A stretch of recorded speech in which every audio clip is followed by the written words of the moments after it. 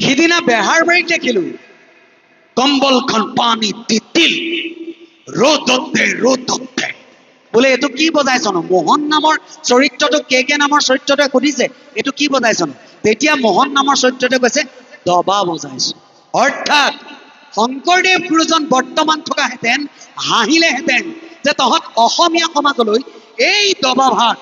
দেৱৰো বাধ্য অনবাধ্য বাধ্য দবা ভাগ তহঁতৰ কাৰণে ফটুৱা কৰিবলৈ উলিয়ালো কীৰ্তন পুথিক লৈ যিখন বান্দৰামি কৰে তাক নকৈ নোৱাৰো ভাওনাটো দেখিছো তেতন তামনি আজিকালি দেখো আমাৰ উজনি অসমত খুব লাজ লাগে নিজৰ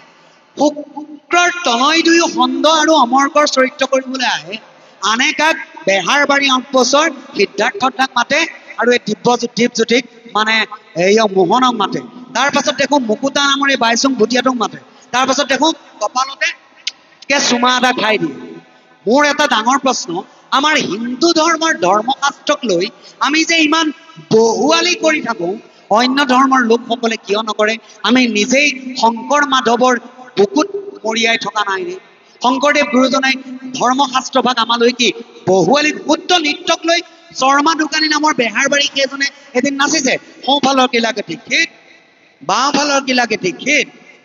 কথাটো বুজিছেনে এতিয়া মোৰ ডাঙৰ প্ৰশ্ন হ'ল শংকৰদেৱ গুৰুজনা বৰ্তমান জীয়াই থকাহেঁতেন সেই ব্যক্তিজনৰ ওচৰত কান্দিলেহেঁতেন যে তহঁতৰ সংস্কৃতিটো মই সোঁফালৰ কিলাকুটি খেত বাওঁফালৰ কিলাকুটি খেত বুলি ক'বলৈ ইমান কষ্ট কৰি শিকালো নেকি গতিকে মই আশা কৰিম এই সুযোগত শংকৰদেৱ গুৰুজনাৰ অৱদান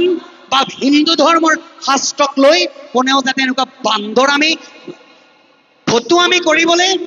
হাঁহিৰ ফুৰাক তুলিবলৈ অজস্ৰ অসমত কাহিনী আছেনে নাই অজস্ৰ কাহিনী আছে কমেডিয়ান কেৰেক্টাৰ এটা কওঁ বুলিলে অজস্ৰ আছে কিন্তু এই নাট ভাওনাক বাৰে বাৰে কিয় সাঙুৰিলে